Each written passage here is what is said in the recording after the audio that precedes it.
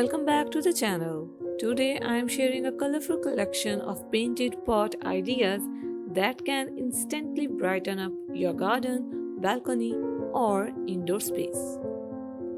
Painted pots add personality to even the simplest plants. With just a few colors and a little creativity, you can turn plain clay pots into beautiful, eye catching art pieces. Start with simple designs, clean strips, polka dots, geometric shapes, or soft pastel washes. These are beginner friendly and give your pots a fresh, modern look.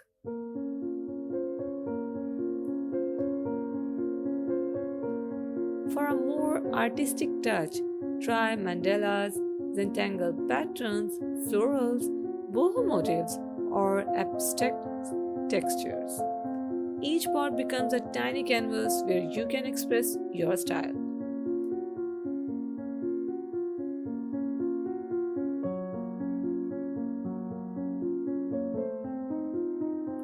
Small details like shading, highlights, and outlining make the design stand out beautifully.